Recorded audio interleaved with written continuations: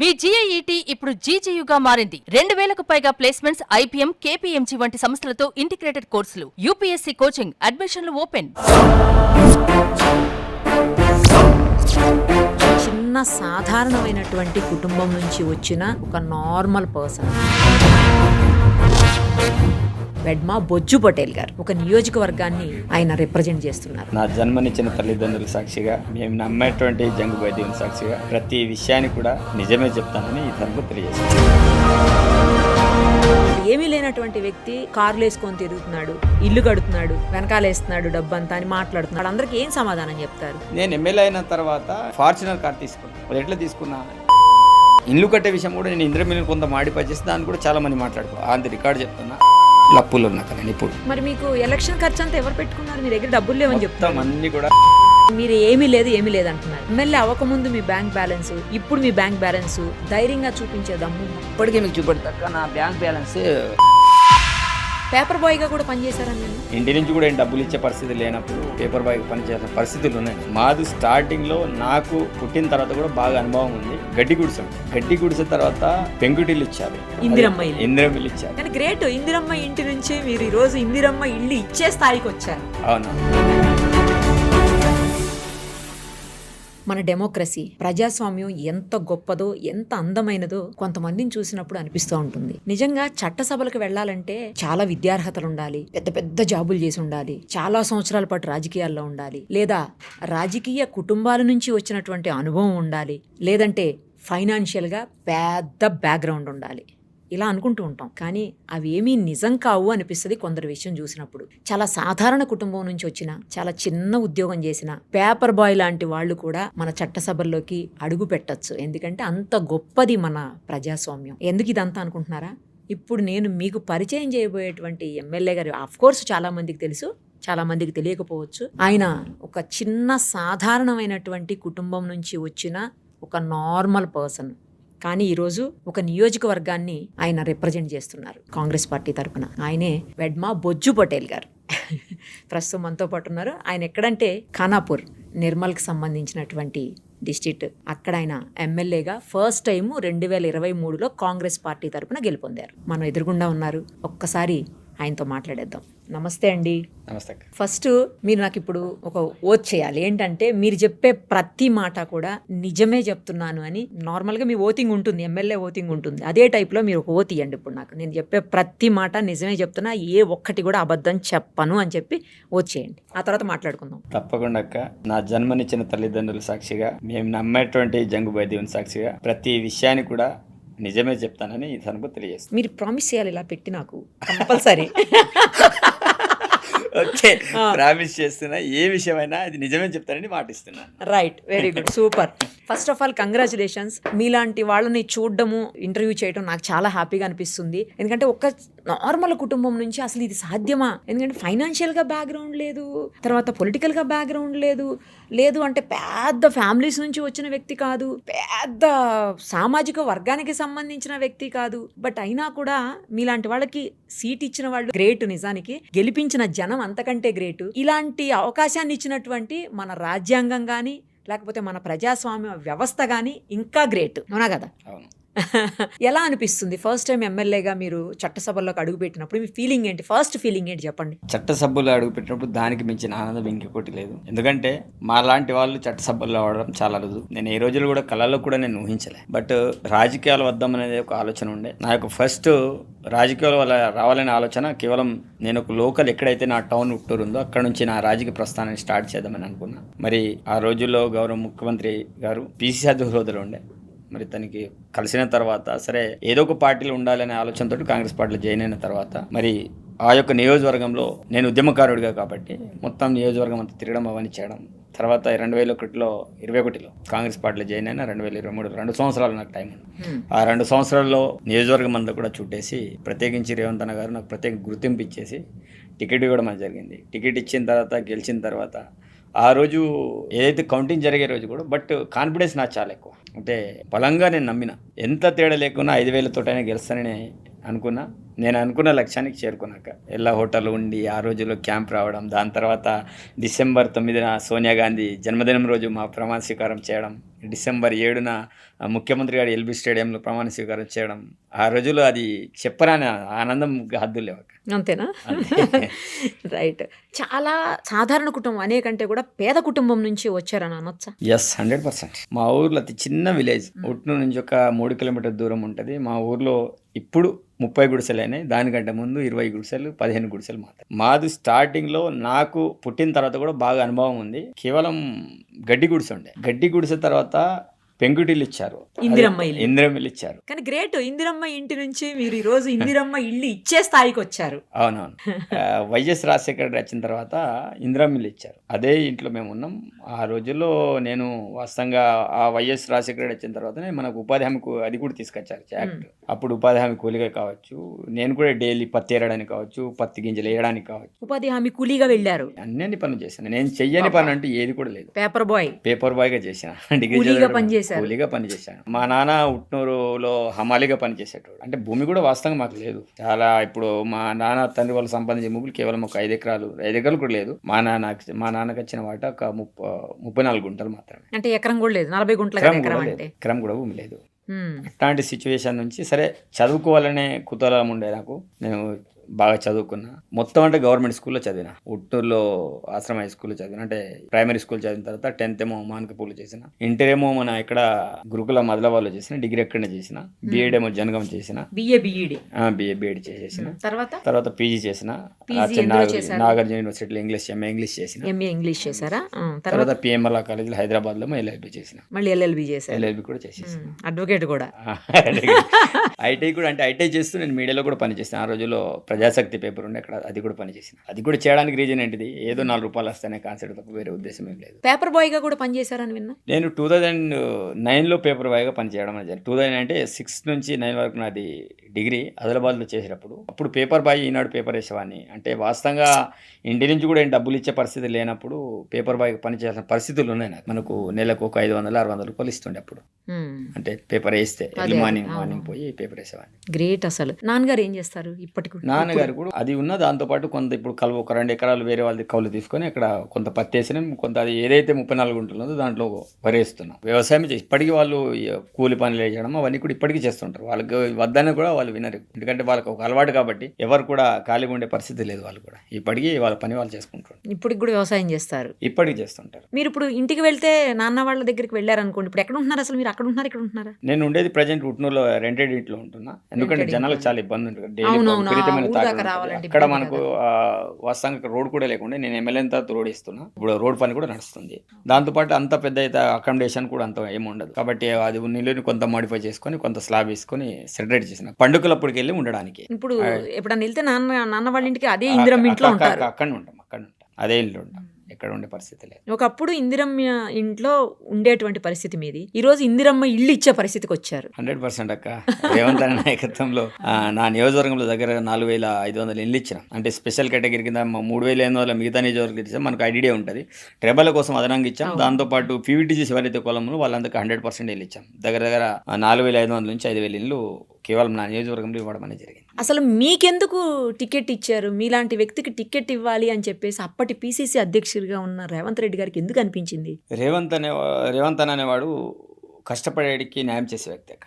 వాస్తవంగా నాతో పాటు చాలా మంది సీనియర్ లీడర్లు చాలా మంది ఉన్నారు అక్కడ, పోటీ చేయడానికి సిద్ధంగా ఉన్నారు. దాంతోపాటు సిట్టింగ్ ఎమ్మెల్యే కూడా నెక్ ఆఫ్ ది మూమెంట్లో రావడం అనేది జరిగింది. ఎవరైతే కష్టపడతారో అట్లాంటి వాళ్ళని గుర్తించి మరి ప్రత్యేకించి టికెట్ ఇవ్వడం అనేది జరిగింది. అక్కడ దగ్గర కోట్న భీమరావు తర్వాత 30 సంవత్సరాల తర్వాత నేను మొట్టమొదటి వ్యక్తి నేను గోండుగా గెలవడం.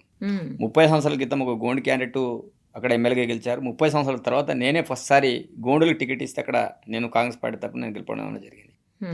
అంటే ఆ కష్టం అంత ఇంత కాదు. ఆ రోజుల్లో ఆర్థికంగా నాకు అనేక రకాల ఇబ్బందులు ఉన్నాయి. బట్ ఆర్థికంగా ఇబ్బందులు ఉన్నప్పటికీ కూడా ఎప్పుడైతే కాంగ్రెస్ పార్టీలో జాయిన్ అయిన తర్వాత 306 బూత్లు, ఇప్పుడు కొన్ని బూత్లు పెరిగాయి, 300, ఇప్పుడు 8 అయినాయి. 306 బూత్లలో కూడా ప్రతి బూత్లో కూడా నేను కమిటీలను ఫామ్ చేసుకొని కమిటీలు వేసుకొని మెంబర్షిప్లో కూడా అత్యధిక మెంబర్షిప్ ఆ పార్లమెంట్ పదవిలో చేయడం అనేది జరిగింది. నాకంటే సీనియర్స్ చాలా మంది ఉండే. అప్పుడు మహేశ్వర్ రెడ్డి కూడా కాంగ్రెస్ పార్టీలో ఉన్నారు.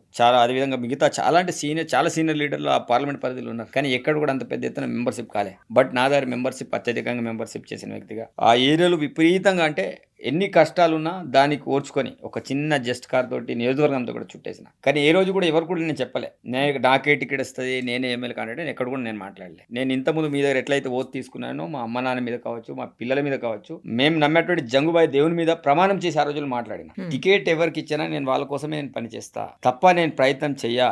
దానికోసం విపరీత ప్రయత్నాలు ఎక్కడ చేయలేదక్క. నేను గాంధీ భవన్ చుట్టూ తిరగలే. నాకు ఒకటే జనాల దగ్గర పార్టీని సంధించడం, ఎవరికి టికెట్ ఇస్తే వాళ్ళని గెలిపియడం అనే లక్ష్యంగా ఆ నియోజకవర్గంలో తిరిగిన కాబట్టి ఆ తిరిగిన రిపోర్ట్ అంతా సేకరణ చేసుకొని గౌరవ పీసీ సభ్య హోదాలో ఆ రోజుల్లో రేవంత్ అన్న గారు ప్రత్యేకించి ఇతనైతే మనకు బాగుంటాడు గెలుస్తాడనే నమ్మకంతో నేను 2021లో పార్టీలో జాయిన్ అయిన తర్వాత వారం రోజున ఇంద్రవెల్లి సభని ఏర్పాటు చేశారు. అవును, ఆ ఇంద్రవెల్లి సభ ఒక రేంజ్లో సక్సెస్ అయింది. అసలు తెలంగాణలో ఒక ఊపినటువంటి సభ.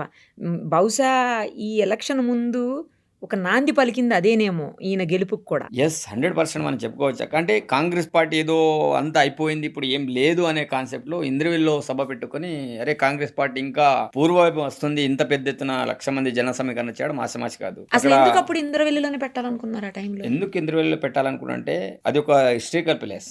మరో జలియన్ వాగ్గా ఇంద్రవెల్లిని పిలుచుకుంటారు. అక్కడ చాలా మంది ఆదివాసులు అమరులు అయ్యారు. ఇంద్రవెల్లి అమరులు స్తూపం ఉంది. ఆ రోజుల్లో ఏదైతే ఆ సభలో ఏదైతే ఉందో ఇప్పటికీ స్తూపం ఉంది అక్కడ. అంటే ఆదివాసులు ఉన్నట్టు ప్రాంతం అక్కడ కెస్లాపూరు ఒక సెంటిమెంట్గా రేవంత్ అన్న అక్కడ ప్రాంతంలో స్పెసిఫిక్గా ఎందుకు సెలెక్ట్ చేశారో నాకు తెలియదు. బట్ ఇంద్రవెల్లిని సెలెక్ట్ చేసుకుని అది ఎక్కడైతే అమరులైన ప్లేస్లోనే ఆ సభని ఏర్పాటు చేయడం అనేది జరిగింది. ఆ సభలో రేవంత్ అన్న స్పెసిఫిక్గా ఆ రోజు నన్ను ఒక ఐడెంటిఫై లాగా చూపెట్టారు అందరికి. నన్ను తన కార్లో కూర్చోబెట్టి అక్కడ వరకు తీసుకెళ్లడం, నన్ను దగ్గర పిలిపి డమరకం కొట్టించే ప్రయత్నం చేయడం. అంటే అప్పుడే ఇండైరెక్ట్ గా డిక్లేర్ అన్నట్టు లెక్క అయిపోయింది. అంటే టికెట్ ఇవ్వాలి వెళ్ళిపోయింది.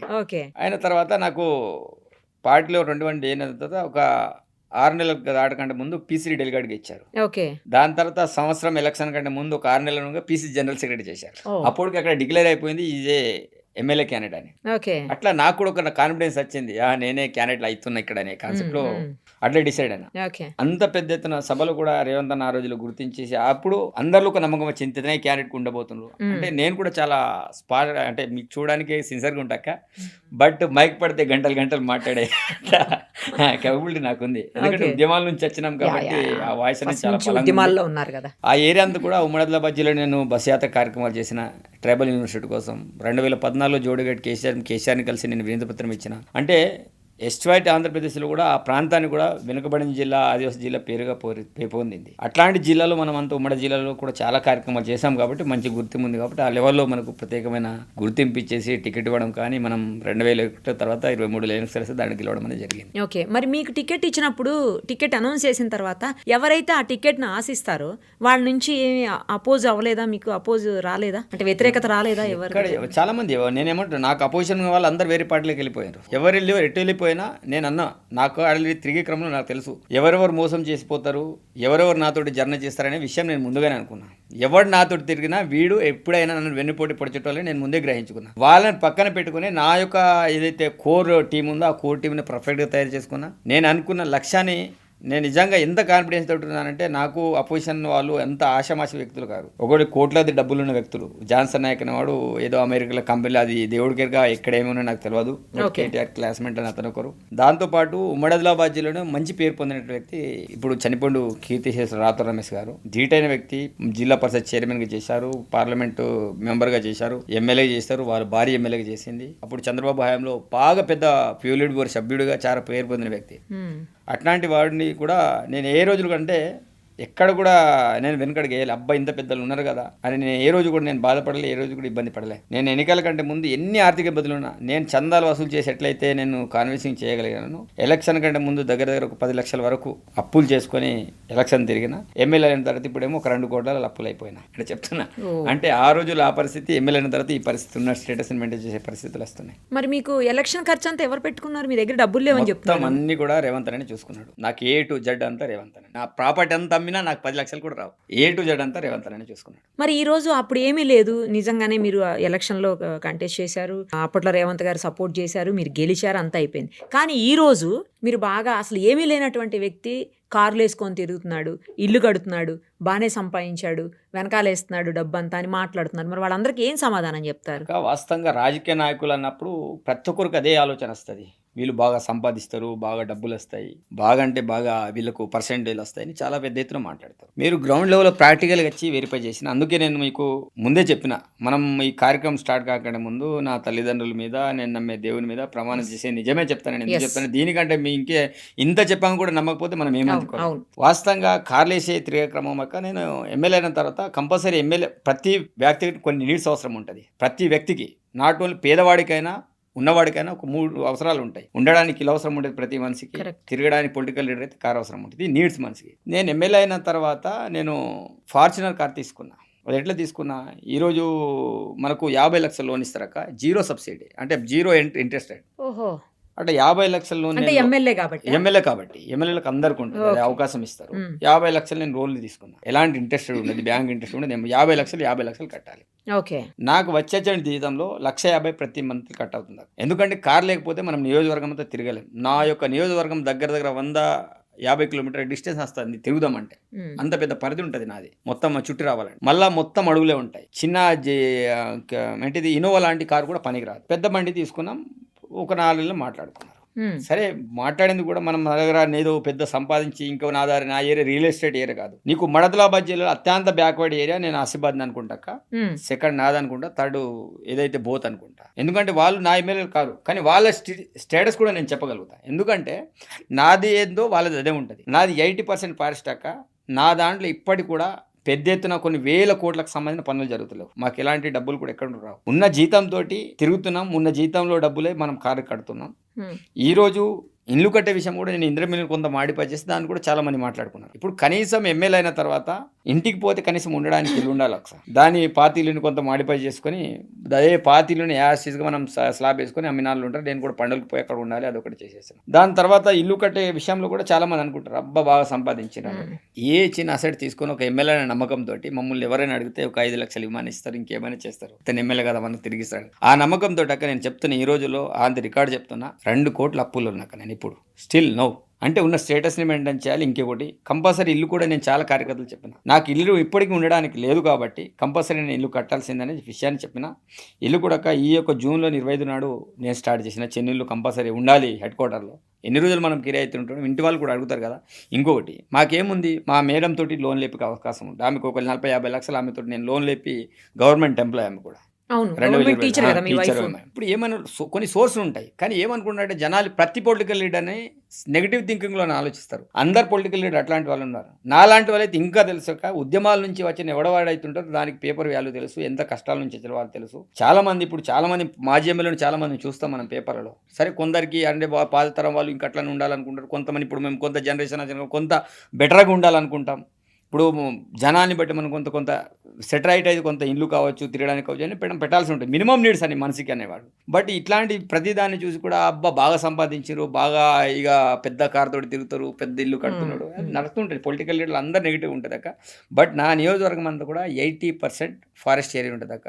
నా దగ్గర ఎలాంటి పెద్ద కాంట్రాక్ట్ పనులు జరిగాయి, ఇంకేం జరిగాయి మీకు తెలుసు, రాష్ట్ర ఆర్థిక పరిస్థితులు తెలుసు.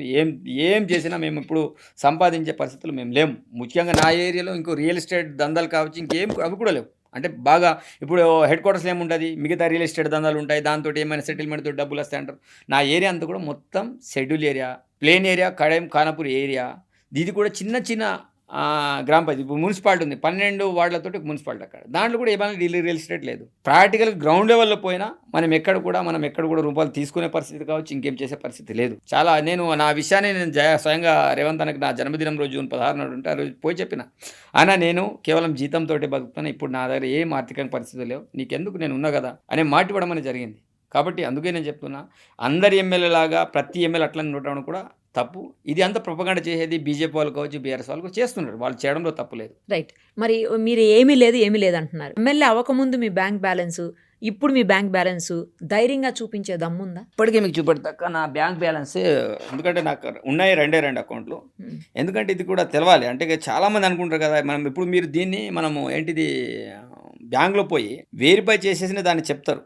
ఏంటిది నాకు ఎన్నికల కంటే ముందు నాకు ఒకటే అకౌంట్ ఉంది. ఆ అకౌంట్లో ఇప్పటికీ నేను ఎమ్మెల్యే అయిన తర్వాత దాంట్లో ఇప్పుడు దాంతో నాకేం పనే లేదు కదా, దాంట్లో ఇప్పటికాక 0 బ్యాలెన్స్.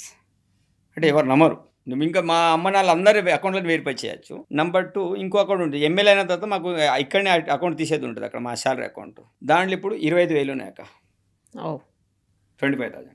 ఇది నేను ఇప్పటికీ నా యొక్క డిజిల్ అంతా కూడా కేవలం ఇదే అకౌంట్లో నేను యూజ్ చేస్తాను. నాకు బినామీలు కావచ్చు, ఇంకేం కానీ ఏం కూడా ఎంత మైక్రో లెవెల్లో వెరిఫై చేసినా మనకి ఎక్కడికి దొరకదు. అంటే ఎన్నికల కంటే ముందు నా స్టేటస్ ఏంటిది, నేను ఎట్లా ఎమ్మెల్యే కావాలనుకున్నానో ఇక్కడ పార్టీని స్ట్రెంథెన్ అప్పులు చేసుకొని చేసిన. ఎమ్మెల్యే అయిన తర్వాత మీకు నా అప్పులు కూడా చెప్పిన. దగ్గర ఏ చిన్న అసెట్ తీసుకుందామని కూడా 10 మంది నేను అడిగి మనం తీసుకునే పరిస్థితి ఉంటుంది. అదైతే వెనక ఇది భవిష్యత్తులో మాకు ఉపయోగపడుతుంది అంటే ఎవరిని అడిగి మాట్లాడి చెప్పే పరిస్థితి ఉంటుంది. ఇప్పుడు మా మేడం జీతం నేను ముడతలేను అంతే. ఎన్నికల కంటే ముందు ఆమె జీతం అంతా డ్రై, నేను 100% నేను వాడుకున్నాను. అది కూడా చెప్తున్నా. ఆమెకు వచ్చే జీతం 45,000. నిజంగా ఎంత 45,000 మొత్తం కేవలం ఇంటికి వాడుకునే డబ్బులు పక్కన పెట్టాక టోటల్ డబ్బులు అంతా నేను వాడుకున్నా. ఇప్పుడు నేను ఎమ్మెల్యే అయిన తర్వాత ఆమె అకౌంట్ నేను ముడతలేను. ఉన్న పేడ చెప్తున్నా. మనం ఎంత నిజాయితీగా పనిచేసినా రాజకీయ నాయకులను ఎవరు నమ్మరు. అది క్లారిటీ. అదైతే నిజం. పోడు భూముల కోసం చాలా పోరాటం చేసినట్టున్నారు మీరు అప్పట్లో కదండి? అవును. అది ఏమన్నా ఒక కొలిక్కి వచ్చిందా? ఇప్పటికీ అలా నడుస్తూనే ఉందా? ఇప్పటికక్క పోడు భూములు గతంలో వైఎస్ రాజశేఖర రెడ్డి ఇచ్చినప్పుడు చాలా మందికి ఫటాలు ఇవ్వడం అనేది జరిగింది. అది కేసీఆర్ హయాంలో చాలా మందికి ఇస్తారని చాలా మంది అనుకున్నారు. బట్ ఇవ్వలేకపోయారు. ఇప్పుడు మన గవర్నమెంట్ వచ్చిన తర్వాత కూడా ఇంకా దానికి ఇంకా కంక్లూజన్కి రాలే. బట్ పోడు సమస్య అనేది ఇంకా తీవ్రంగానే ఉంది. ఇంకా చాలా మందికి పోడు పట్టాలు రావాలి. పోడు సమస్య ఎక్కడ కూడా పెద్ద ఎత్తున ఇది అయితే లేవు. కానీ ప్రధానంగా అటవీ ప్రాంతంలో రోడ్లు వేసే క్రమంలో కావచ్చు, దాంతోపాటు మిగతా ఇంకేంటిది ఇల్లు కట్టించే క్రమంలో కావచ్చు, చాలా సమస్యలు ఉన్నాయి. అటవీ సమస్యలే చాలా తీవ్రంగా ఉంది. నేనైతే అటవీ శాఖ అధికారులు చాలా రకాలుగా హెచ్చరికలు జారీ చేసిన. చాలా నేను వైల్డ్ లైఫ్ బోర్డు మెంబర్గా కూడా చాలా మీటింగ్లలో కూడా రివ్యూ మీటింగ్లో కూడా చాలా సీరియస్గా నేను చెప్పడం అనేది జరిగింది. అంటే కొత్త నిబంధనలను సృష్టించుకొని చాలామందిని ఇబ్బంది పెడుతున్నారు. ఇల్లు కట్టనివ్వకుండా చేయడం, సీసీ రోడ్లు ఏమి కూడా చేయడం, మనకు ప్రభుత్వ సంబంధించిన డెవలప్మెంట్ విషయంలో ఎక్కడ కూడా కనీసం ఇసుకని తీసుకురాకపోవడం, చాలా రకాల హెరాస్మెంట్ అయితే చాలా విపరీతంగా ఉంది. కాబట్టి ఈ విషయంలో పోడు సంబంధించిన అంశం కావచ్చు, పోడుతో పాటు మిగతా కొన్ని సమస్యలు అయితే బాగా తీవ్రంగా ఉన్నాయి. ఓకే, ఇందిరమ్మ ఇళ్ళు కూడా ఒక 500 ఇళ్ల వరకు ఏదో నిర్మాణం ఆగిపోయింది, అటవీ శాఖ అధికారులు ఆపించారు అని విన్నాము. మొత్తం ఇందిరమ్మ నిర్మాణం ఆగిపోయినాయి. మరి ఎందుకు అది? ఇప్పుడు ఎప్పుడు వాళ్ళు చెప్పేది ఏంటిదంటే వైల్డ్ లైఫ్ బోర్డు యాక్ట్ ప్రకారం ఇక్కడ ఇల్లు కట్టరాదని వాళ్ళు మాట్లాడతారు. As a wild life board act ఉండొచ్చు, ఇంకా ఆర్ఓఫేర్ యాక్ట్ ఉండొచ్చు. ఎవరైతే కమ్యూనిటీ రైట్స్ కింద వాళ్ళకు కూడా రైట్స్ ఉన్నాయక్క. ఇల్లు కట్టచ్చు, గుడి కట్టచ్చు, రోడ్ వేయచ్చు, అన్నీ ఉన్నాయి. బట్ ఇప్పటికీ నేను చెప్తున్నా, వాళ్ళని ఫారెస్ట్ వాళ్ళని ఛాలెంజ్ చేస్తున్నా. ఎక్కడైనా ఇల్లు కట్టకూడదని ఎక్కడైనా స్పెసిఫిక్గా వాళ్ళ యాక్ట్లో ఉందంటే వాళ్ళు ఒక కాగితం కూడా చూపెట్టలేరు. కానీ వాంటెడ్లీ హెరాస్మెంట్ అయితే విపరీతమైన హెరాస్మెంట్ నడుస్తుంది. ఏమైనా ఉంటే మాకు పై నుంచి బాగా కేంద్రం నుంచి ప్రెషర్ ఉంది, వైల్డ్ లైఫ్ పులిని కాపాడాలి. కనీసం పులుల మీద ఉన్న ప్రేమ కనీసం మనుషుల మీద కూడా లేదు. చాలా మందిని హెరాస్మెంట్ చేస్తున్నారు. అంటే ఈ చిన్న విషయంలో ఇప్పటికీ నా నియోజకవర్గం దగ్గర 13 విలేజ్లలో కరెంట్ లేదు. ఇప్పటికీ కరెంట్ లేదు. వేసిన కరెంట్ తీసేశారు. అంటే గ్రామాలు వీళ్ళ టైగర్ జోన్ కంటే ముందు ఏర్పడిన గ్రామాలు, కొన్ని దశాబ్ద కాలాలు ఉంటున్న గ్రామాలు, అలాంటి గ్రామాలకి ఇప్పటికీ అల్లంపల్లికి రోడ్ లేదు. అది లోపల పోతే రెవెన్యూ గ్రామం, ఇప్పటికీ రెవెన్యూ గ్రామం ఇస్లాంపూర్, ఇప్పటికీ రోడ్ లేదు. అంటే థిక్ ఫారెస్ట్ లోపల కొన్ని విలేజెస్ ఉన్నాయి, కొన్ని హ్యాబిటేషన్స్ ఉన్నాయి. అట్లాంటి గ్రామాలకి ఇప్పుడు రోడ్ లేని గ్రామాలు ఉన్నాయి, కరెంట్ లేని గ్రామాలు. ఇప్పుడు ధర్మజిపేట కావచ్చు, మిద్దెచింత కావచ్చు, రాగిదుబ్బ కావచ్చు, కొన్ని లోపల ఇంటర్వ్యూ వెళ్ళి ఇప్పటికీ కరెంట్ లేని గ్రామాలు ఉన్నాయి. ఓట్లు ఉన్నాయా వాళ్ళకి? ఓట్లు ఉన్నాయి, అన్నీ ఉన్నాయి. మేము ఏమంటున్నాం, ఆ విషయంలో మొన్న నేనైతే స్వయంగా కలెక్టర్ని పట్టుకొని దగ్గర 150 కిలోమీటర్లు కలెక్టర్ నేను స్వయంగా ఇద్దరం మేము 2 వీలర్లో మొత్తం అంతా అడవంతా కూడా తిరిగినాం. అంటే ఆ గ్రామాల్లో స్వయంగా వెళ్ళి చూసేసినాం. అంటే నేను ఏమంటున్నా, అటవీ శాఖ వాళ్ళు వాళ్ళని రిహాబిలిటేషన్ చేస్తారా, వాళ్ళని నచ్చజెప్పి రిహాబిలిటేషన్ చేసి వాళ్ళకి అన్ని వసతులైనా కల్పించాలి, లేదా ఉన్న ప్లేస్లో తాగునీరు కావచ్చు, సీసీ కావచ్చు, రోడ్లు కావచ్చు, ఇల్లు కావచ్చు కట్టించే ప్రయత్నం అని చేయాలి. వాళ్ళు అది చేస్తలేరు, ఇది చేస్తలేరు. వాళ్ళు డెవలప్మెంట్ చేయనిస్తలేరు, యాజ్ వెల్ యాజ్ వాళ్ళని బయటకు తీసుకొచ్చే ప్రయత్నం కూడా చేస్తలేరు. దీంతో ఏమవుతుంది, వాళ్ళు 2 రకాలుగా చేయడంతో ఇప్పుడు మేము ప్రజల ఓట్లతో గెలిచినాం. వాళ్ళకు ఒక నమ్మకం, విశ్వాసం ఉంది. కాంగ్రెస్ అంటే ఒక అభిమానం అందరికీ ఉంది. ఆ రోజులు పొడి బొమ్మలు ఇచ్చింది కాంగ్రెస్ పార్టీ, ఇంద్రములు ఇచ్చింది కాంగ్రెస్ పార్టీ. ఆ రోజుల నుంచి మళ్ళీ వస్తే ఇప్పుడే మళ్ళీ ఇంద్ర ఇచ్చే కార్యక్రమాన్ని మేము స్టార్ట్ చేసాం. వాళ్ళు ఇల్లు వచ్చినాయి, మంచి స్లాబ్ ఇల్లు అనుకుని వాళ్ళు కట్టడానికి ప్రయత్నం చేస్తే వీళ్ళు పోయి అడ్డుకుంటున్నారు, కేసులు పెడుతున్నారు, ఇబ్బంది పెడుతున్నారు. మీరు ఈ విషయంలో మంత్రుల్ని, ఎమ్మెల్యేలని, సీఎం గారికి అందరికీ చెప్పినట్టు ఇప్పటికి ఒక్కసారి కాదు, ఇప్పుడు 10 సార్లు నేను చెప్పడం అనేది జరిగింది. సీఎం గారు కూడా మనం చెప్పడం అనేది, సరే దానికి పెట్టేసుకొని ఏదో షోలు చేద్దాం అంటే పైనుంచి చెప్పేది అంటే దగ్గర 140 మంది మీద క్రిమినల్ కేసులు అయిన అటవీ శాఖ వాళ్ళ మీద. అందుకే పైనుంచి కేంద్రం నుంచి బాగా ఒత్తిడి ఉందనే విషయాన్ని చెప్తుంది. ఏ ఒత్తిడి ఉన్నా ఈరోజు వాళ్ళ పరిస్థితి ఏం కావాలి, ఒత్తిడి ఉన్నా ఏదో ఒకటి సొల్యూషన్ అయితే కావాలి కదా. సరే వాళ్ళని కట్టనేయకపోతే బయటనే తీసుకురావాలి. అందుకే చాలా సందర్భాలు నేను చాలా అవుట్రైడ్గా నేను ఒకటే చెప్తున్నా, నేను అధికార పార్టీలో ఉండి అధికార పార్టీకి నేను వ్యతిరేకం కాదు. కానీ ఏదైతే పార్టీస్ వాళ్ళు చేస్తున్న ఆగడాలని మాత్రం నేను భరిస్తలేను. వాళ్ళకి ఎప్పుడైనా నేను వ్యతిరేకంగానే ఉంటాను. ఎందుకంటే జనాలకి అసౌకర్యం కలిగినప్పుడు దాని మీద నేను స్పందించకపోతే అది మంచిది కాదని అనేక సందర్భాలు మాట్లాడుతూ అనేక సందర్భాలు హెచ్చరికలు కూడా జారీ చేస్తున్నాం. ఈ Kawal tiger reserve forest area అది ఏంది ఇష్యూ? అదే అక్క, కవ్వాల్ టైగర్ జోన్ అంతా కూడా మొత్తం నా దగ్గరనే. నేను ఉన్న గ్రామాలన్నీ కూడా మొత్తం ఇంక్లూడింగ్ నా చెప్పాలంటే 100% నా నియోజకవర్గంతో కవ్వాల్ టైగర్ జోన్ ఉంది. ఒక్క మండలి కూడా మిగలదు యాక్చువల్లీ. దీనిలో ఎకో సెన్సిటివ్ జోన్ ఏరియాని వాళ్ళు డిక్లేర్ చేశారు. దానికి సంబంధించిన లెటర్ కూడా ఈ రోజు నేను ప్రిపేర్ చేయడం అనేది జరిగింది. అదైనా తొందరగా ఇచ్చండి. కనీసం రెవెన్యూ గోదావరి దగ్గర నుంచి కూడా ఇసుక తీసుకెళ్లే పరిస్థితి లేదు. ఈ రోజు నా దగ్గర జనరంలో పోయినసారి అయితే సోషల్ బైకాట్ చేస్తామనే పరిస్థితికి వచ్చింది ఫారెస్ట్ వాళ్ళని. ఆ సిచ్యువేషన్ నుంచి నేను ఫారెస్ట్ వాళ్ళని నేను కాపాడాను. అట్లా సోషల్ బైకాట్ చేయడం వాళ్ళని మంచిది కాదు. అరే వాళ్ళు రెవెన్యూ నుంచి మేము తీసుకొచ్చిన వాళ్ళు మమ్మల్ని అడ్డుకుంటున్నారని వాళ్ళు వాదన. ఇప్పుడు జనరల్గా ఎవరైనా చూడడానికి అనిపిస్తే కదా, అది ఫారెస్ట్ కాదు రెవెన్యూ నుంచి తీసుకొస్తే ఫారెస్ట్ వాళ్ళకి ఏంటి ఇబ్బంది? రెవెన్యూ నుంచి తీసుకురా ఏమంటారు, అది బఫాజోర్లో వస్తుంది అంటారు. బఫర్ జోన్ అక్కడ ఫారెస్ట్ రెవెన్యూ 100% రెవెన్యూ. అందుకే దానికి ఏదైతే ఈసీజెడ్ అనేది వాళ్ళు జోన్ ఏర్పాటు చేశారో దాన్ని కేంద్రానికి పంపుతామన్నారు. కేంద్రం ఏదో పెండింగ్లు ఉంది. అది కాకపోవడంతో మేము ప్రజాప్రతినిధులుగా అక్కడ పోయి జనాలతో పాటు మేము కూడా అగెన్స్ట్గా మాట్లాడే పరిస్థితి వస్తుంది. మరి సదర్మట్ ప్రాజెక్టు ఇష్యూ ఏంటి, అది ఎందుకు ఆగిపోయింది? సదర్మట్ ఇనాగ్రల్ చేయమక్క, ప్రాబ్లం ఏం లేదు. సదర్మట్ ఆల్రెడీ చాలా రోజుల నుంచి పెండింగ్ ఉండే. గౌరవ ముఖ్యమంత్రి వచ్చిన తర్వాత ఉత్తమ్ కుమార్ రెడ్డి గారు చెప్పిన తర్వాత దానికి ఏదైతే మిగతా రిపేర్స్ అని ఉండే అవన్నీ చేసేసినాం. సదర్మట్ని గౌరవ ముఖ్యమంత్రి తెచ్చి ఇనాగ్రల్ కూడా చేయడం అనేది జరిగింది. ఇప్పుడు నా నియోజకవర్గం అంతా ఏంటిదంటే ఆ రోజుల్లో వాస్తవంగా సదర్మట్ కట్టాల్సింది ఖానాపూర్, దానికి నిర్మల్ కాన్స్టిట్యూన్సీ తీసుకుపోయి కట్టేయడం అనేది జరిగింది. అంటే ఆ రోజులో మంత్రులుగా అన్ని వాళ్ళు నడిచినాయి కాబట్టి అక్కడ చేశారు. వాస్తవంగా కట్టాల్సింది మా దగ్గర.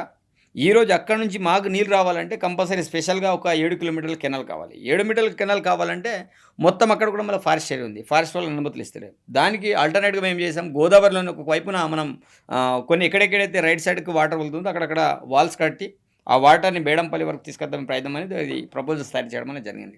కాబట్టి సదర్మట్ తోటి ఎలాంటి ప్రాబ్లం లేదు. ఇప్పుడు గిరిజనుల మీద రెగ్యులర్గా ఫారెస్ట్ ఆఫీసర్స్ చేసేటువంటి దాడులు మీరు ఎమ్మెల్యే అయిన తర్వాత కూడా కొనసాగుతూనే ఉన్నాయి, అవి ఆగట్లేవు అని అంటున్నారు. మీరు ఎందుకు మరి ఊరుకుంటున్నారు? నేనేమంటున్నా, అది జరుగుతూనే ఉంది. నేను ఎక్కడ కూడా ఊకోవడం లేదు. మనిషికి ఓపిక ఉన్న రోజులు ఓపికతోటి ఉంటారు. ఓపిక నశించినప్పుడు నేనే రోడ్డు మీద దిగుతా, నేనే వాళ్ళ పక్షాన నుండి పోరాటం చేసే పరిస్థితులు వస్తాయి. ఇంకా కొన్ని రోజులు నేను వెయిట్ చేస్తాను. ఈ మధ్యలో చాలా మందిని హరాస్మెంట్ చేసే కార్యక్రమం చేస్తున్నారు. ఈ మధ్యలో ఒకవేళ మార్పు రాకపోతే ఏజ్ ఎమ్మెల్యేగా ఆ ప్రాంత వాసిగా తప్పకుండా అటవీ శాఖ అగరేసిగా నేనే ఉద్యమాన్ని కార్యాచరణ స్టార్ట్ చేస్తాను. దాంట్లో ఎలాంటి సందేహం లేదు. ఇప్పటికే చాలా ప్రాంతాల్లో మౌలిక సదుపాయాలు లేనటువంటి పరిస్థితి ఉంది. అసలు మొత్తం మీ కాన్స్టిట్యుయెన్సీలో ఎంత మేరకు ఈ అటవీ ప్రాంతము లేకపోతే గిరిజనులు నివాసం ఉండే ప్రాంతాలు ఉన్నాయి చెప్పండి? ఇప్పటికి నా ఏరియా అంతా కూడా మొత్తం ఆదివాసీ ప్రాంతాలే, నాన్ ట్రైబల్స్ ఉన్నారు, ట్రైబల్స్ మొత్తం అంతా కూడా హ్యాబిటేషన్ అంతా మ్యాక్సిమంగా 80 కాదు 90 మనం 100% అనుకుంటే తప్పు లేదు. అంటే మొత్తం అంతా కూడా ఫారెస్టే అనుకుని ఉన్నది. కాబట్టి దీనిలో ఏమంటున్నారు, ఏదో ఒక పరిష్కార మార్గం చేయాలి, దానికి మాట్లాడాలి. వీళ్ళు అవసరమైతే ఇప్పుడు కొండ సురేఖ మేడం అయినా నేను చాలా సందర్భాలు నేను కలిసి చాలాసార్లు చెప్పిన, ఆ విషయంలో రివ్యూ పెట్టి కనీసం ఓవర్లుక్ చేసి అయినా వాళ్ళు వాళ్ళ ఇల్లు కట్టే కార్యక్రమం చేస్తారు, వీళ్ళు సీసీ రోడ్లు వేసే కార్యక్రమం చేస్తారు. ప్రతి దాంట్లో కొంతమంది అయితే వాంటెడ్లీ నేను చెప్తున్నా కదా, నేను చాలా సందర్భాలు చెప్పిన సాంతరం అనే FDPD అతనైతే ఎంత పెద్ద అరెస్ట్మెంట్ అంటే నేను చాలా సందర్భాలు మీటింగ్లు అరే మీరు బీట్ ఆఫీసర్ని సస్పెండ్లు చేయకండి, చిన్న కింద స్థాయి మీ ప్రతాపం ఏంటిది? ఈరోజు వాళ్ళు తప్పిదం కాదు, గ్రౌండ్ లెవెల్లో జనాలు తిరుగుబాటు చేస్తారు. అక్కడ ఏం చిన్న ఇన్సిడెంట్ అయినా పోయి బీట్ ఆఫీసర్ని వీళ్ళు సస్పెండ్ చేస్తారు. ఎంతమంది వీళ్ళు సస్పెండ్ చేస్తూ పోతారు? వాస్తవంగా సాంతరం అనే వ్యక్తి ఈరోజు ప్రభుత్వాన్ని బదనం చేసే వ్యక్తి. అది కారఖండితంగా ఈరోజు మీ సుమన్ టీవీ ద్వారా నేను తెలియజేస్తున్నాను. 10 సంవత్సరాలు ఎక్కడ కూడా నువ్వు ఏమన్నా నోడివి. కాంగ్రెస్ పార్టీ అధికారంలో వచ్చిన తర్వాత ఈరోజు స్పెసిఫిక్గా ఖానాపూర్ నియోజకవర్గం ఆ పరిధిలో కేవలం ఏకైక ఎమ్మెల్యే నేను. ఆ ప్రాంతంలోనే కవ్వాల్ టైగర్ జోన్ ఉంది. నువ్వు 10 సంవత్సరాలు ఏ కవని చేయండి, ఇప్పుడే అంతా హరాస్మెంట్ చేయాల్సిన అవసరం ఏముంది? ఈరోజు బీడాకులు ఏరితే పోయి వాళ్ళ మీద కేసులు పెడతారు, సైకిల్ తీసిపోయి ఫారెస్ట్ ఆఫీస్లో పెడతారు. ఇప్పటికీ మీరు అన్ని రేంజ్ ఆఫీసులో చూడండి, ప్రతి రేంజ్లో 5, 10 ఇట్లా ట్రాక్టర్లు ఇప్పటికీ మా వాళ్ళు ఉన్నాయి. ఇప్పుడు చాలామంది ట్రాక్టర్లు ఇప్పుడు కేజీవీల తోటి వ్యవసాయ పనులు చేయాలి, ట్రాక్టర్లు ఏమో ఫారెస్ట్ ఆఫీసులు ఉంటాయి. వట్టి ఎంటీ ట్రాక్టర్ బయటికి వెళ్ళినా తీసుకుపోయి వీళ్ళు ఇసుకకి వెళ్తున్నారని ఫారెస్ట్ ఆఫీస్లో పెడుతున్నారు. ఇంత పెద్ద అరెస్ట్మెంట్ చేసినప్పుడు మరి మేమేం చేసుకోవాలి? నేను అందుకే చెప్తున్నా, శాంతరామ్ అనే వ్యక్తి పక్కా బీఆర్ఎస్ కోవట్ అని నేను అనుకుంటున్నా. ఈరోజు ప్రభుత్వాన్ని బదనం చేయడం నంబర్ 1 పాత్ర ఉంది. ఆ విషయంలో నేను చాలా సందర్భాల్లో కొండ సురేఖ గారు చెప్పిన, PCCలో సెక్రటరీ గారు చెప్పిన, అతని యాటిట్యూడ్ మార్చాలి. నేనేమంటున్నా, అటవీ సమస్యలు ఉన్నాయి, వాటిని పరిష్కారం చేయాలని స్మూత్గా వాళ్ళతోటి మాట్లాడాలి. బీడాకులు ఏరుకునే వాళ్ళ మీద కూడా వీళ్ళు దాడులు చేస్తారు, చీపురు కట్టలు తీసుకునే వాళ్ళ మీద దాడులు చేస్తారు. అంటే వాళ్ళు ఈ జమానాలో కూడా నేను కూడా బీడాకులు ఏరుకున్న వ్యక్తిగా చెప్తున్నాను. నేను కూడా బీడాకులు ఏరుకున్నా ఆ రోజుల్లో. అండ్ ఇంకా నేను 20 సంవత్సరాల క్రితం బీడాకులు ఏరుకున్నా, 20 సంవత్సరాల తర్వాత ఇప్పుడు ఆధునిక యువకులు కూడా బీడాకుల కోసం అడవిలో వెళ్తున్నారంటే వాళ్ళ ఆర్థికమైన స్థితిగతులు ఎట్లుంటాయి? అట్లాంటి బీడాకుల్ని కూడా తీసుకెళ్లేసుకొని వాళ్ళు మన ఏంటిది ఫారెస్ట్ రేంజ్ ఆఫీస్లో పెడుతున్నారు, ఆటోల్ని లోపల పెడుతున్నారు. కాబట్టి నేను ఏమంటున్నాను, ఇంత దారుణమైన చర్య ఆ ప్రాంతంలో జరుగుతుంది. ఇతను వచ్చిన తర్వాత ఏం చేసిండు? గతంలో హెవీ వెహికల్స్ డేలో నడుస్తుండే, ఇతను వచ్చిన తర్వాత పూర్తి స్థాయిలో బ్యాన్ చేయాలని చెప్పిండు. రాత్రి అంబులెన్స్లు కూడా ఆ పార్స్ నుంచి వెళ్ళకూడదని చెప్పిండు. నేను అవుట్రైడ్గా నేను బయట రోడ్ మీద దిగేసి ధర్నాలు చేసిన. నువ్వు ఎట్లా పోనీయావు? నేను చూస్తాను రాత్రి ఒక రోజు అయితే 2 గంటలు వితౌట్ గన్ మీద నేను చెక్ పోస్ట్కి వెళ్ళే పరిస్థితి వచ్చింది. అంటే నేను ఏమంటున్నాను, దగ్గర 200 కార్లు ఆగినాయి, అంబులెన్స్ ఆగినాయి, పోయి ఫుల్ వార్నింగ్ ఇచ్చిన. అప్పుడు అంటే తర్వాత మళ్ళీ సరే మళ్ళీ కంటిన్యూ చేయండి, వెహికల్స్ రాత్రిపూట ఇబ్బంది అంటే ఒక టైం పెట్టిండు, పొద్దున్న 6 గంటల నుంచి రాత్రి 9 గంటల వరకు. ఇప్పుడు ఏ వెహికల్ నడుస్తున్నాయి. అది ఆ 10 సంవత్సరాలు నడవలే. రాత్రి ఆ 10 సంవత్సరాలు నడవకపోతే 10 సంవత్సరాలు రాత్రి ఆ వెహికల్ని బంద్ చేయడం అనేది జరిగింది. అంటే ఇంత పెద్ద అరెస్ట్మెంట్ చేసే వ్యక్తి సాంతరం గారే. ఈరోజు ఆ ప్రాంతం ముందు కూడా ఆదివాసులు కావచ్చు, నాన్ ట్రైబల్ కావచ్చు, చాలా మందిని ఇబ్బందులు పెడుతున్నారు. బీసీలు, ఓసీలు, ఎస్సీలు వాళ్ళు కూడా ఆదివాసులతో పాటు భూమి లేని పేదవాళ్ళు చాలా మంది భూములు కొట్టుకున్న వాళ్ళు ఉన్నారు. ఆర్ఓపీ యాక్ట్ ప్రకారం వాళ్ళకి హక్కు లేదు. బట్ భూమి లేని వాళ్ళు కూడా కొన్ని 20-30 సంవత్సరాల నుంచి సాగులు ఉన్నారు భూములు. ఆ భూములు పోయి ఈరోజు వీళ్ళు మొక్కలు పెట్టే కార్యక్రమాన్ని చేస్తున్నారు. మరి 10 సంవత్సరాల నుంచి ఏమి గడ్డ పీకిందా? ఎందుకు పెట్టలేకపోయినారు? ఇప్పుడే ఆ పెట్టాల్సిన అవసరం ఏముంది? అంటే ప్రభుత్వాన్ని బదిలించి వేసే కార్యక్రమం కదా. కాబట్టి అటవీ శాఖలో దాంట్లో ప్రధానమైన కారణం ఈరోజు సాంతరమే. దాంట్లో ఎలాంటి సందేహం లేదు. చాలామంది డిఏపోలు మాట్లాడితే సాంతరం పేరే చెప్పినారు, చాలామంది ఎపోలు మాట్లాడిన సాంతరం పేరు చెప్తున్నారు. వాళ్ళు చెప్పడానికి భయపడుతున్నారు. ఇక వీడు చెప్తే ఏమో వాళ్ళ మీద సోకాస్ ఇవ్వడం, వాళ్ళని సస్పెండ్ చేయడం, ఇంకేదో నోటీసులు ఇవ్వడం అది చేస్తారు. ఇట్లాంటి క్రిమినల్ మెంటాలిటీ ఆఫీసర్లు ఉన్నప్పుడు ప్రభుత్వం భద్రం కాకపోతే ఏమైతే చెప్పండి? కానీ ఎమ్మెల్యేగా ఉండి కూడా మీ మాట కూడా వినని పరిస్థితి ఉంటుందంటారా? జనరల్గా ప్రజాప్రతినిధుల మాట వింటారు కదా ఎవరైనా, మాజీలు వింటారు, ఇప్పుడు అధికారులు వింటారు, మాజీ రాజకీయ నాయకులు ఎవరైనా వింటారు. ఎందుకంటే కదా అధికార పార్టీ ఎమ్మెల్యే ఉండి ఈరోజు సీఎంకి అత్యంత సన్నిహితంగా ఉండి ఈరోజు ఎవరైనా మాట్లాడితే సీఎం మన్స్ అని బయట మాట్లాడతారు. నేను వాస్తవంగా చెప్తున్నా, హార్డ్ కోర్ నేను సీఎం మన్స్, దాంట్లో ఎలాంటి సందేహం లేదు. ఎవరు అన్నా అనకపోయినా పక్కా సీఎం మన్స్ని, సీఎం తోటి నేను నా జర్నీ. కాబట్టి ఇలాంటి సందర్భాలు ఏమవుతుంది, ఇట్లాంటి వాళ్ళతో మేము పొక్కట్లో మేము బదనామవుతున్నాం. వినే పరిస్థితి కాదు కదా. నీ బీటా ఎఫ్ఆర్ఓ కనీసం పిలిస్తే రానటువంటి పరిస్థితులు నా నియోజకవర్గంలో. ఈ రోజు as a protocol wild life board మెంబర్గా నన్ను వారు గౌరవించాలి. ఈ రోజు నేను జనాల ముందు నేను తలదించే పరిస్థితి వస్తుంది. ఇలాంటి పరిస్థితి వచ్చినప్పుడు నేను చేసే పరిస్థితి కారణాలు ఏముంటాయి? నేను ఏదో అలటప్ప ఎమ్మెల్యేని కాదు, నేను ఉద్యమం నుంచి వచ్చిన. నేను ఇట్లాంటి సిచ్యువేషన్లు ఏమవుతుంది, నేనే దగ్గర నుండి తిరుగుబాటు చేయాలని పరిస్థితులు వస్తాయి. అందుకే చెప్తున్నా, అనేక సందర్భాల్లో హెచ్చరిక చేస్తున్నా. ఈ రోజు కూడా చెప్తున్నా, వాళ్ళని ఎమ్మెల్యేని కూడా కాదనకుండా మా వాళ్ళని మెంటల్గా హరాస్మెంట్ చేస్తున్నారు. ఇంకోటి, నేను ఎమ్మెల్యే అయిన తర్వాత చాలా స్ట్రిక్ట్గా చెప్పేసిన, నా ఏరియాలో ఇసుక దందా లేదు, టేకు దందా లేదు. గతంలో చాలా నడిచినాయి. బట్ నేను వచ్చిన తర్వాత అవుట్రైడ్గా చెప్పిన, నా సొంత తమ్ముడైనా సరే, నా కార్యకర్తైనా సరే, ఎవరైనా అట్లాంటి పనులు చేస్తే లోపల పే పెట్టండి. అలాంటి వాళ్ళు నా దగ్గర రికమెండేషన్ చేయరు, అలాంటి వాళ్ళు బ్లాక్మెయిల్ చేయడం నా దగ్గర రారు కూడా. అలాంటిది అంతా మేము సపోర్టెడ్గా ఉన్నప్పుడు లీగల్గా జరిగే కార్యక్రమాలకి వీళ్ళు అడ్డుకట్టడం చేయడం ఎంతవరకు కరెక్ట్? కాబట్టి అందుకే చెప్తున్నాం, మేము కోపం రావడానికి, మేము అనేక సందర్భాల్లో బహిరంగంగా మాట్లాడడానికి అటవీ శాఖ విషయంలో వాళ్ళు చేసినటువంటి వాళ్ళకి ఏదైతే ప్రోటోకాల్ని కూడా వాళ్ళు అగౌరవపరిచి కనీసం వచ్చి నాతో చర్చలు చేయనటువంటి పరిస్థితులు ఉన్నాయి. ఈరోజు ఇందాన్పల్లి ఎఫ్ఆర్ఓ గారు కావచ్చు, జనరం ఎఫ్ఆర్ఓ కావచ్చు, ఖానాపూర్ ఎఫ్ఆర్ఓ గారు కావచ్చు, వీళ్ళు చేసినట్టు అహంకారం అంత. ఒకటి కింగ్ ఫిషర్ అనే ఒక బీట్ ఆఫీసర్ ఉంటారు, ఆఫ్టర్ బీట్ ఆఫీసర్, వాడైతే ఎంత ఘోరంగా అరెస్ట్మెంట్ చేస్తారంటే అంత ఘోరంగా అరెస్ట్మెంట్ చేస్తారు. ఇవి మేము చాలా సందర్భాలు చెప్పినాం. వినప్పుడు ఏం చేస్తాం? ఈరోజు జనాలు అంతా తిరుగుబడతారు, ఎక్కడ పోయి వాళ్ళని తంతారు. అప్పుడు ఎవరిని అంటారు? చూసిన ఎమ్మెల్యే గారు దాడులు చేయిస్తారని నా మీద తీసుకొస్తారు. కాబట్టి నేను ఏమంటున్నా అంటే, ఏదైనా మంచికతోటి ఓపికతోటి చేసినప్పుడు ఆ సమస్యలను పరిష్కార మార్గాలు దొరుకుతాయి, కాదని అంటలేం. కానీ వాళ్ళు వచ్చి కనీసం మాట్లాడే పరిస్థితి లేదు. రాక్షసాన్ని పొందుతున్నారు. అది పేదోళ్ళ దగ్గర చూసి వాళ్ళు సంబరపడుతున్నారు. వాళ్ళు ఏదో చేస్తే వాళ్ళకి ఏదో ప్రమోషన్లు వస్తే దానికోసం అదంతా తతంగమంతా నడుస్తుంది. మరి ఎలా దీని సమస్యకు పరిష్కారం ఏంటి? తప్పకుండా పరిష్కార మార్గం దొరకాలి, దొరికేటట్టు నేను చేస్తా. బట్ సమయం తీసుకుంటున్నాను అంతే. కానీ అదే ఒక ప్రజాప్రతినిధిగా ఆ ప్రజలకి ఏ ఇబ్బంది వచ్చినా కాపాడాల్సినటువంటి ప్రాథమిక బాధ్యత మీ మీద ఉంటుంది. 100% నా మీద ఉంది. ఇప్పటికీ నేను చెప్తున్నా, ఈరోజు చాలామంది పీవీటీజీ ఇంద్ర మిల్లర్ని కూడా ఆగిపోయి ఉన్నాయి. ఆ ఇంద్ర మిల్లర్ని త్వరలో స్టార్ట్ చేయాలి. ఏదో ఒక నిర్ణయం ఈరోజు పీసీసీఎఫ్ లెవెల్లో వాళ్ళు కూర్చొని మాట్లాడి ఏం చేస్తారు, అక్కడున్న ఆదివాసుల్ని ఆల్టర్నేటివ్ ప్రత్యామ్నాయ మార్గం మీరు చూపెడతారా, లేకపోతే అక్కడ డెవలప్మెంట్ చేస్తారా? చేయాల్సిందే. చేయకపోతే నేను ఏమంటాను, ఒక 2 నెలలు ఇంకా టైం ఇస్తున్నా. ఇప్పుడు ఎందుకంటే కొంత ఈ అంతా ప్రజెంట్ దున్నే కార్యక్రమం, ఇవన్నీ కార్యక్రమాలు నడుస్తున్నాయి కాబట్టి ఇది అయిన తర్వాత 100% ఇంద్ర మిల్లు కాకపోతే 100% నేనే దగ్గరుండి వాళ్ళ మీద ఉద్యమాన్ని స్టార్ట్ చేస్తాను. పార్టీలో ఉన్నా కూడా Yes, ఎమ్మెల్యే పక్కా అయినా నేను కూడా గవర్నమెంట్కి వ్యతిరేకాన్ని కాదు, నేను చేసే ఉద్యమం అటవీ శాఖకు అదే, వ్యతిరేకంగా అదే. చేస్తున్నాను. వాళ్ళు చెప్పే కార్యక్రమం ఏంటిది, మా కేంద్రం నుంచి ప్రెషర్ అని చెప్తారు. అది కేంద్రం తోటి వాళ్ళు పోయి మాట్లాడతారు, లేకపోతే నన్ను ఎక్కడ తీసుకెళ్ళమంటే నేను అక్కడ వెళ్ళి మాట్లాడాలని సిద్ధంగా ఉన్నా. అవసరమైతే నేను అనుకున్న 2 రోజుల ముందు నుంచి ఆలోచిస్తున్నా, కేంద్ర మంత్రి ఎవరైతే ఉన్నారో వాళ్ళ దగ్గరికి వెళ్ళి నేనే స్వయంగా కలపాలని కూడా ఒక నిర్ణయానికి రావడం అనేది జరిగింది. మరి అది బెటర్ ఏమో కదా, ఆ దిశగా ఆలోచించి ఆ ప్రయత్నం త్వరలోనే చేయాలి. 3 తారీఖు తర్వాత ఏదో ఒకటి డేట్ అనుకొని మాట్లాడి ఒకసారి మా మంత్రి గారితో మాట్లాడి స్వయంగా నేనే వెళ్తాను. ఇప్పుడు ఓపిక నాకంతా నశించింది. అటవీ అంటేనే నాకంతా ఇక లేదు, ఇక ఓపిక లేదు నాకు. ఇప్పుడు నేను ఒక 2.5 సంవత్సరాల నుంచి అక్కడ మినిమం 1.5 year నుంచి నేను వాళ్ళతో కొట్లాట చేస్తున్నాను. ఆగే పరిస్థితి లేదు, తప్పకుండా ఏదో చేసే పరిస్థితి వస్తుంది. మీరు అసలు చాలా చిన్న ఏజ్ లో ఎమ్మెల్యే అయ్యారు. మనిషి కూడా చూడడానికి చాలా షార్ట్ ఉన్నారు. ఎంత మీ హైట్? అయితే నేనంతా ఇది చేయలేదక్క, చేయలేదా? నేను చూసుకున్నామని. కానీ అంటే ప్రజలకి వెళ్ళినప్పుడు మీరు ఎలా నమ్మించగలిగారు? వాళ్ళని కొత్తగా వచ్చారు అప్పుడే రాజకీయాల్లోకి, పెద్దగా అనుభవం లేదు, ఏమీ తెలియదు. మరి అలాంటి వ్యక్తి మీరు ఎలా నమ్మించగలిగారు అసలు? అంటే పొట్టోడు గట్టోడు అని చెప్పి నన్ను ఎట్లా నమ్మించగలిగారు? మీ దగ్గర ఇప్పుడు ఎట్లయితే నిజాలు చెప్పానో అదే రకంగా ఆ రోజుల్లో కూడా నిజాలే నేను చెప్పిన. ఒక ధనికులకి ఒక పేదవాడికి మధ్య యుద్ధం జరుగుతుంది. మీరు పేదోల పక్షాన్ని ఉంటారా, ధనికుల వైపు ఉంటారా? 34 గుంటల భూమి ఉన్నోడు ఒకవైపు, 200 కోట్లు ఉన్నోరు మరోవైపు, కోట్ల ఆస్తులు మరోవైపు. వాళ్ళ పక్షాన్ని ఉంటారు, ఇట పక్షాన్ని ఉంటారు అనేది జనాల్ని బాగా నమ్మించగలిగిన. ఉన్న నిజాలు చెప్పిన, మా తల్లిదండ్రుల నేపథ్యం చెప్పిన, ఒక పేదవాడి ఉన్న వాస్తవాలు అన్ని కూడా నిజం చెప్తూ పోయినా.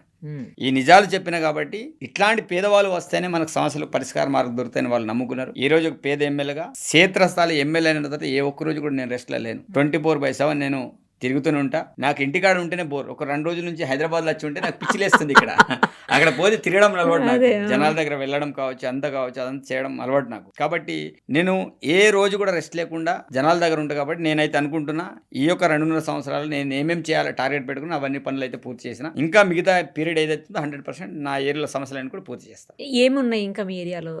అంటే ఈ 2.5 రాబోయే 2.5-3 ఏళ్లలో మీరు చేయగలిగిన ఏమున్నాయి? లాస్ట్ ఇయర్ ఎట్లాగో ఎలక్షన్ టైం ఉంటుంది, మళ్ళీ 1.5-2 years చెప్పాలంటే. అవునవును, నేను ఇప్పటికీ చేయాల్సింది ఇది వాస్తవంగా కడెం ప్రాజెక్ట్ ప్రధానమైన సమస్య. ఎన్నికల కంటే ముందు హాట్ టాపిక్ ఉంది. అదంటే తెగిపోయే ప్రమాదం ఉండి దాని అంతా మనం రిపేర్లు చేయించడం అంతా ఇప్పుడు ఎలాంటి ప్రాబ్లం లేదు, సేఫ్ జోన్ అయిపోయింది. నియోజకవర్గ హెడ్ క్వార్టర్లో ఒక మంచి పరిశ్రమ ఏర్పాటు చేయడం కావచ్చు. అందుకే మొన్న రీసెంట్లీ కొంత మాట్లాడుకొని ఒక ఆయిల్ పామ్ ఫ్యాక్టరీ ఏర్పాటు చేయాలని అనుకుంటున్నాను. దాంతోపాటు ఒక అడ్వాన్స్ టెక్నాలజీ సెంటర్ ఖానాపూర్లో ఏర్పాటు చేయాలి, ఒక డిగ్రీ కళాశాల ఏర్పాటు చేయాలి. దాంతోపాటు ప్రతి మండల హెడ్ క్వార్టర్లో ఒక మంచి లైబ్రరీలను ఏర్పాటు చేయాలి చదువుకోని యువత కోసం. అదేవిధంగా ముఖ్యంగా రోడ్లు కావచ్చు, ఎక్కడైతే టౌన్ లిమిట్స్ ఉన్నాయో, ఉట్నూరు కావచ్చు, ఇంద్రవెల్లి కావచ్చు, కడెం కావచ్చు, ఖానాపూర్ కావచ్చు, పెంబి కావచ్చు, దస్తూరు కావచ్చు, జనరం. టౌన్ లిమిట్స్ దాకా ఇప్పటికీ డెవలప్మెంట్ లేదు. ఆ 10 సంవత్సరాలు ఎక్కడ కూడా డెవలప్మెంట్ చేయలేదు. ఇప్పుడు టౌన్ లిమిట్స్ లో ఒక బ్యూటిఫికేషన్ తయారు చేయాలి. అంటే జనాలు చూడడానికి విజిబిలిటీ బాగుండాలి, రోడ్లు అంతా విస్తారంగా ఉండాలి. ప్రధానంగా దాంతోపాటు నేను హ్యామ్ రోడ్లను కూడా పెద్ద ఎత్తున శాంక్షన్ చేయడం అనేది జరిగింది. ఇప్పుడు ఖానాపూర్ నుంచి బెల్లల వరకు, తర్లపాడు నుంచి మొదలుకుంటే మనం ఖానాపూర్ ఒక 20-25 కిలోమీటర్ల రోడ్ ఉంటుంది. అదేవిధంగా ఉట్నూరులో టౌన్ లిమిట్స్లో రోడ్లు లేవు, చిన్న రోడ్స్ ఉంటాయి. అవన్నీ కూడా రోడ్ మొన్న హ్యామ్లో మొత్తం అన్ని కూడా మంజూరు చేయించడం అనేది జరిగింది. ఇవన్నీ కూడా డెవలప్మెంట్స్ ఉన్నాయి. అదేవిధంగా మన ప్రాంతంలో నా యొక్క జీవిత లక్ష్యం గిరిజన యూనివర్సిటీని ఏర్పాటు చేయాలి. ఆ విషయాన్ని అనేక సందర్భాల్లో సీఎం గారికి చెప్పిన. ఎప్పుడైతే ఆ ప్రాంతంలో విశ్వవిద్యాలయం వస్తుందో ఉమ్మడి ఆదిలాబాద్ జిల్లాకు ఒక మంచి పేరు వస్తుంది. వాస్తవంగా నీకు నిజామాబాద్లో యూనివర్సిటీ ఉంటుంది, కరీంనగర్లో యూనివర్సిటీ ఉంటుంది, నువ్వు ఎక్కడ పోయినా యూనివర్సిటీలు ఉన్నాయి. బట్ ఉమ్మడి ఆదిలాబాద్ జిల్లాలో యూనివర్సిటీ లేవు. 2014 కేసీఆర్ జోడి గారి జయంలో యూనివర్సిటీ ఇస్తామని చెప్పినారు, మాట తప్పినరు. మరి ఇప్పుడు మా హయాంలో మా గౌరవ ముఖ్యమంత్రి ఆదివాసులు అంటే అభిమాన, ఉమ్మడి ఆదిలాబాద్ జిల్లాను ఒక ఇష్టంగా అభిమానించే మా ముఖ్యమంత్రి గారు మరి అనేక సందర్భాలు ఆదిలాబాద్ వచ్చినప్పుడు కూడా చెప్పారు, యూనివర్సిటీని ఏర్పాటు చేద్దాం, కంపల్సరీ ఇంద్రవెల్లి అయితే బాగుంటుందని అనేక సందర్భాలు మాట్లాడమని జరిగింది. మరి ల్యాండ్ లొకేషన్ అంతా కూడా మనం ఉట్నూరులో గతంలో ప్రపోజల్ పంపించడం జరిగింది. ఉట్నూరులో మనకు వాళ్ళ దగ్గర 300 ఎకరాల ల్యాండ్ ఉంది. అక్కడ యూనివర్సిటీ కోసం స్ట్రాంగ్గా మాట్లాడతా యూనివర్సిటీ సాధించిన ప్రధానమైన లక్ష్యం అది ఉంది. ఓకే, ఇవన్నీ మీరు 1.5 year లోపల కంప్లీట్ చేయాలి. ఎందుకంటే లాస్ట్ 6 months 1 year ఇంకా ఎలక్షన్ ఇయరే ఉంటుంది, ఏం చేయడానికి కూడా ఉండదు. 100% 1 year లోపల మ్యాక్సిమంగా చేసేస్తాం. ఇప్పుడు అనుకున్నాం అయితే మ్యాక్సిమంగా నా ఏరియాలో అయితే గతం కంటే 10 సంవత్సరాలు చేయండి. మనం ఈ 2.5 సంవత్సరాలు చాలా విలేజ్లలో రిహాబిటేషన్లో రోడ్లు కావచ్చు, సీసీ రోడ్లు కావచ్చు, డ్రైనేజ్ కావచ్చు, మిగతా యాక్టివిటీస్ అంతా కూడా చేసాం. మేము ఏదైతే పెట్టినప్పుడు ఇంద్రవెల్లి సభలో అక్కడ కూడా దగ్గర ₹1 కోటి మంజూరు చేసి, అంటే దాని ఒక మంచి స్మృతివనంగా ఏర్పాటు చేయడం జరిగింది. కెస్లాపూర్కి 22 కోట్లు, కోట్లు మంజూరు చేశాం. అంటే ఎక్కడైతే టూరిజం ప్లేస్లోనే అక్కడ కూడా మొత్తం కూడా డెవలప్మెంట్ చేయాలని ఒక లక్ష్యంతో ఉన్నాం. ఖానాపూర్ యొక్క మున్సిపాలిటీని కూడా ఒక అందంగా తీర్చిదిద్దాలనే ఆలోచనతో మరి ఒక 15 కోట్లు మంజూరు చేసినాం. రోడ్ పనులు నడుస్తున్నాయి, దాంతోపాటు అమృత్ కింద పనులు నడుస్తున్నాయి. అదేవిధంగా మళ్ళా మొన్న గౌరవ ముఖ్యమంత్రి గారు 20 కోట్లు మంజూరు చేయాలంటే దాన్ని కూడా ముఖ్యమంత్రి గారు ఒప్పుకోవడం జరిగింది. టౌన్ లిమిట్స్లో మున్సిపాలిటీలో కూడా మంచి డెవలప్మెంట్, మిగతా ఇన్ఫ్రాస్ట్రక్చర్ అంతా కూడా. ఈ రోజు కూడా వైద్య విషయంలో ఈ రోజు మీటింగ్ ఉంది. ఈ రోజు కొన్ని ప్రపోజల్స్ అన్ని కూడా తయారు చేస్తున్నాం. ఉట్నూరులో హాస్పిటల్ కావచ్చు, ఖానాపూర్ హాస్పిటల్, కడెం కావచ్చు, పెంబి, దస్తూర్బాద్, జన్నారం, ఇవన్నీ కూడా ఒక ప్రణాళికబద్ధంగా, అంటే కనీసం సరే ఎలక్షన్ టైం వరకు కనీసం పనులైనా నడుస్తుంటాయి. బట్ ఇనాగ్రేషన్ మాత్రం ఇప్పుడే చేసి పనులు కూడా స్టార్ట్ చేసే ప్రయత్నంలో ఉన్నాం. మీరు ఇందాక ఒక మాట అన్నారు, ఇక్కడ ఉండాలనిపించట్లేదు, నాకు ఊరే గుర్తొస్తుంది, అక్కడే బాగుంటుంది తిరుగుతూ ఉంటే జనాల మధ్యన. అది నిజం. ఎందుకంటే అక్కడ ఉన్నటువంటి ఆ పచ్చటి వాతావరణం కావచ్చు, ఆ స్వచ్ఛమైన మనుషులు, స్వచ్ఛమైన గాలి, అది ఇక్కడెక్కడ ఉండదు, అక్కడే బాగుంటుంది.